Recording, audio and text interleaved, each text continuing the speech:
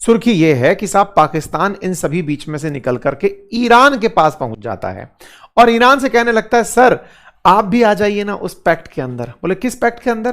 बोले वो जो हम लोगों ने मक्का पैक्ट चालू किया है ना उसके अंदर आ जाइए। बोले जिसमें होगा क्या? बोले उसमें होगा ये कि आप पर गोला गिरा तो आपको बचाने के लिए हम साथ आएंगे।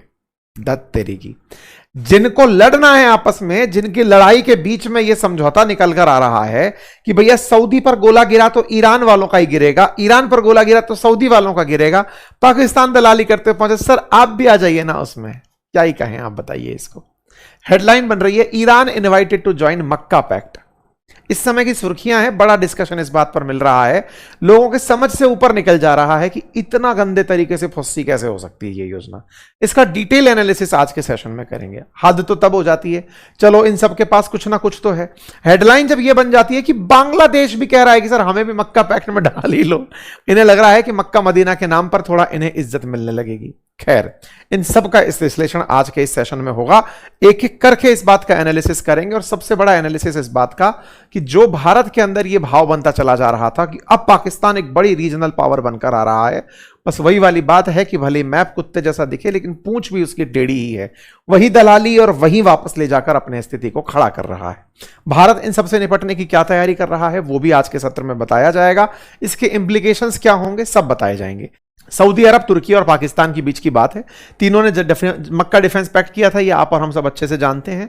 बढ़िया से खुशी मनाई गई थी इस बात की कि अब पाकिस्तान को दोहरी सुरक्षा मिल गई, सऊदी से भी मिल गई और तुर्की से भी मिल गई। सबको पाकिस्तान समझ में आता है। देखिए, तुर्की को समझ में आता है कि पाकिस्तान इन दिनों डिफेंस बजट इंक्रीज किया है और उसे डिफेंस इक्विपमेंट खरीदने हैं।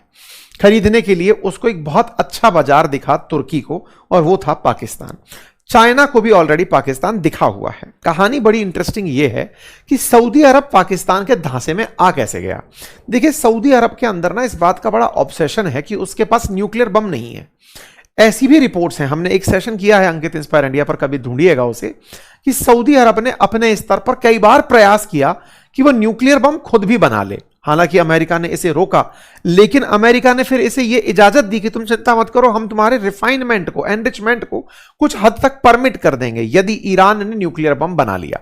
सऊदी अरब को बहुत ज्यादा इस बात के अंदर से घृणा है कि हम दुनिया के सबसे पावरफुल मुस्लिम लास्ट होकर के भी ईरान जब चाहे हम पर गोला गिरा देता है और हम कुछ नहीं कर पाते, क्योंकि ईरान ने दुनिया को यह बता दिया है कि हम न्यूक्लियर बम बना रहे हैं और उसकी इज्जत केवल इसलिए बनी हुई है।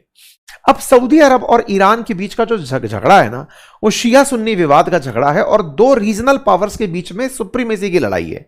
दोनों एक दूसरे को कटी आंख, मतलब बिल्कुल कहते हैं ना, फूटी आंख नहीं सुहाते हैं, वो वाला हाल है। लेकिन अब पाकिस्तान क्या कर रहा है कि चाइना के कहने पर सऊदी और ईरान के बीच में हैंडशेक करवा रहा है। अब यह कहानी बड़ी इंटरेस्टिंग है। मक्का पैक्ट क्या है यह हमने आपको बताया, लेकिन यह कहानी हो कैसे रही है अब उसको थोड़ा सा समझिए।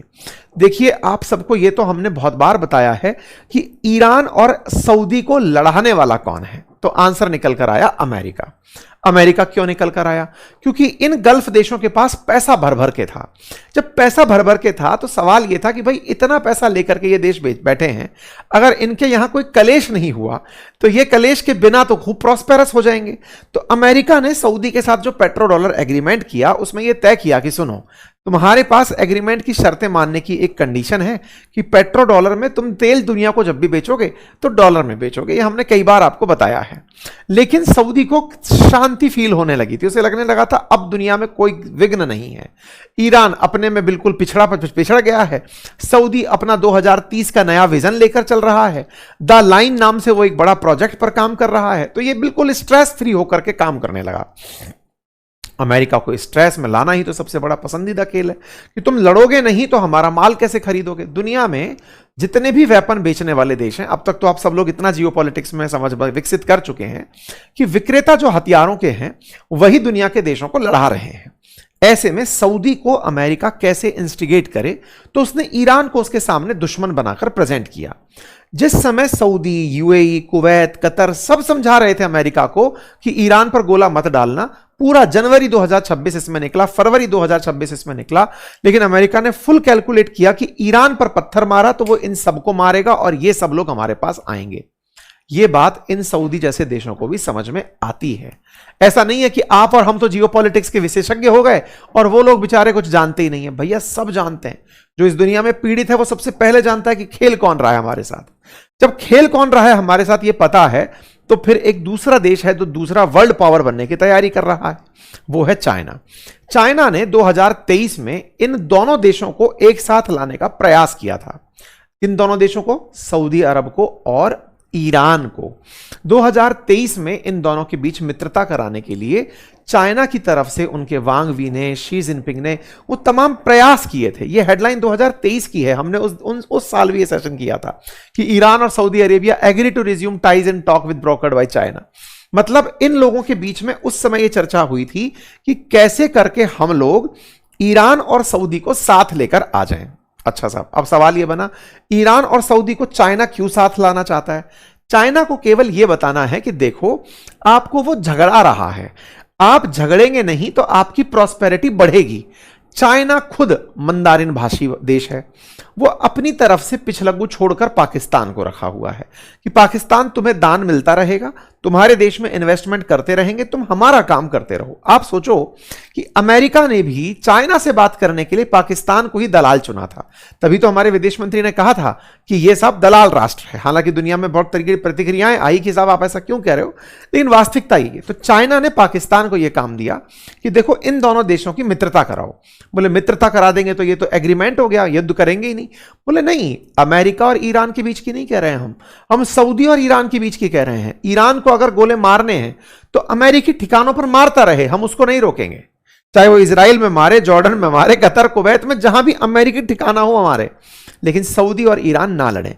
अगर ये दोनों एक साथ आ गए तो कहीं ना कहीं इन दोनों देशों के साथ आने से अमेरिका खिसियाएगा और उसकी खिसियाहट जो है वो उन्हें यहां से दूर ले जाएगी। खैर, ये जो भी प्रयास है, अल्टीमेटली इन्विटेशन ईरान के पास पहुंच जाता है।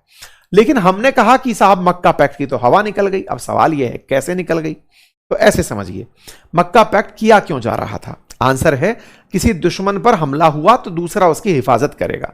जब आप कुत्ते और बिल्ली की दोस्ती करा देंगे, शेर और बकरी की दोस्ती करा देंगे, तो भैया कौन आपस में जंग लड़ेगा? तो मक्का पैक्ट सिग्निफिकेंट नहीं बचता। आप कहेंगे नहीं सर, भारत पाकिस्तान तो अभी भी युद्ध कर सकते हैं। देखिए, भारत पाकिस्तान के बीच में अगर युद्ध होता है तो इनमें से एक भी देश पाकिस्तान के साथ नहीं आएगा। हां, तुर्की का आना केवल उसके डिफेंस बेचने जैसा है, तुमको ड्रोन बेच दिए, तुम्हारे पास में कुछ और बख्तरबंद गाड़ियां बेच दी, बिल्कुल इस तरह से।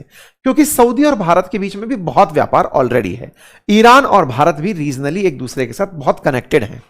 ऐसे में ये अप्रासंगिक हो रहा है। अब सवाल बनता है, सब अप्रासंगिक हो रहा है, फिर भी हम ही समझदार हैं क्या कि हम ही समझ रहे हैं? ये लोग तो समझ ही नहीं रहे, सब समझ रहे हैं।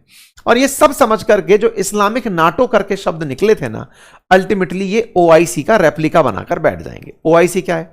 इन देशों ने ऑलरेडी, कि जिन देशों में मुस्लिम शासन है उन देशों का ऑलरेडी एक समूह है जो सऊदी के नेतृत्व में काम करता है, उसका नाम ओआईसी है, ऑर्गेनाइजेशन ऑफ इस्लामिक कॉपरेशन। उसमें 57 मुस्लिम राष्ट्र शामिल हैं और उसका मुख्यालय सऊदी में ही है। तो ऐसे में अगर ये ओआईसी जैसा ही एक और समूह बन गया तो इसका कोई भी मीनिंग नहीं रहेगा। तो अगर बात करें भारत पर क्या असर पड़ेगा, तो एक लाइन में जवाब यह है कि ये कुछ दिनों बाद वैसे ही गौण हो जाएगा। जैसे पाकिस्तान के ऊपर अफगानिस्तान का हमला हुआ तो पाकिस्तान के साथ कोई नहीं आया, सऊदी के ऊपर ईरान का हमला हुआ तो पाकिस्तान नहीं गया, बिल्कुल वैसे ही आने वाले टाइम में इसमें कितने भी देश जुड़ जाएं, व्यापारिक हित जरूर हो जाएंगे कि तुम्हें डिफेंस इक्विपमेंट हम दे दें, युद्ध लड़ने कोई नहीं आएगा। क्या ईरान ने इस पर कोई प्रतिक्रिया दी? ईरान का विदेश मंत्रालय बोला कि हां, बात तो चल रही है, ऑफिशियल लेवल पर नहीं आई है, लेकिन मक्का पैक्ट की सूचना हमारे पास कई तरीके से आ चुकी है। ठीक है साहब। भाई साहब, इस बच्चू भाई के तांगे में ये बांग्लादेश वाले कहां बैठ रहे हैं? देखिए, बांग्लादेश इस समय अपनी ही स्वतंत्रता की लड़ाई लड़ रहा है। उसको ऐसा लग रहा है कि वो ताजा ताजा आजाद हुआ है। उन्हें यह लग रहा है कि पहले तो आजाद हुए थे पाकिस्तान से, तब बांग्लादेश बने, लेकिन बनाने वाले जो थे उस समय शेख मुजीबुर रहमान थे और फिर उनकी बेटी शेख हसीना ने लगभग 15-20 साल शासन कर लिया। तो बांग्लादेश को लगता है कि अभी वो ताजा आजाद हुआ है। मोहम्मद यूनुस के टाइम पर उन्हें लगा था कि साहब हमारी तो बिल्कुल एकदम आजादी है, शेख हसीना भगा दी हमने। तारिक रहमान भी अभी एक ऐसी फेज से गुजर रहे हैं कि वो नए बांग्लादेश को बनाने की चाह में है कि नहीं, हम प्रभावित नहीं होंगे। किससे नहीं होंगे? भारत से नहीं होंगे। भारत से प्रभावित कौन थी? शेख हसीना थी। क्यों थी? क्योंकि भारत ने ही इन्हें आजाद पाकिस्तान से कराया था। तो चर्चा है कि इन्होंने भी मक्का पैक्ट में शामिल होने की इच्छा जताई है। अब आपके दिमाग में सवाल आएगा कि सब भारत के एक तरफ पाकिस्तान मक्का पैक्ट में, एक तरफ बांग्लादेश मक्का पैक्ट में, तो क्या हमारे लिए मुसीबत नहीं हो गई? अरे भाई ये तो कुछ नहीं है, 5 देश की बात कर रहे हो, 57 देश एक साथ हैं, तब भी हम मन में आता है तब पाकिस्तान को ठोक के आ जाते हैं। तो इसलिए 57 देशों का समूह भी जब कुछ नहीं कर पाया तो मक्का पैक्ट भी वैसे ही फुस्सी होगा। अब आप कहेंगे नहीं नहीं, इन्होंने तो सर कसम खाई है कि हम पर हमला हुआ तो सब एक साथ आएंगे। आए थे क्या अभी कुछ दिन पहले जब अफगानिस्तान ने हमला किया था? आए थे क्या पाकिस्तान जब सऊदी पर ईरान का हमला हुआ था? नहीं आया ना। एग्जैक्टली, आएगा भी नहीं। तो फिर आपके दिमाग में एक सवाल आएगा, सर नहीं आएगा तो फिर ये लड़ाई किस बात की हो रही है? अरे साहब लड़ाई नहीं हो रही है, असल में दुनिया के सामने ये बताने का प्रयास किया जा रहा है कि हम सब एक हैं, हमारी भी जियोपॉलिटिक्स है। ऐसा नहीं है कि अमेरिका जो चाहेगा वही होगा। तो ये लोग आपस में बैठ बैठ करके केवल सिटिंग खेल रहे हैं। भारत को इनमें से किसी भी मामले से चिंतित होने की जरूरत नहीं है। कब थी? जब ये 2-3 देश ही रहे होते। अब आप आने वाले साल भर में देखना 8-10 देश इसके अंदर शामिल हो जाएंगे, और बांग्लादेश जैसा देश इन देशों के साथ अगर जुड़ भी जाता है तो बांग्लादेश के पास देने के लिए कुछ नहीं है। वो इनसे उम्मीद ही करेगा कि हमें कुछ दे दो।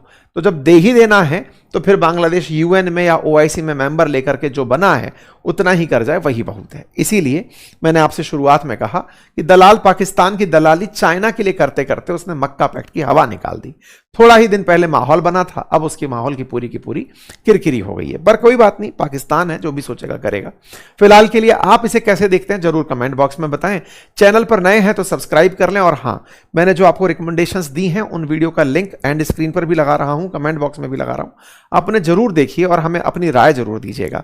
30 दिन तक आपको हमारी राम यात्रा से जुड़ी अपडेट्स मिलती रहेंगी। तब तक के लिए जय श्री राम।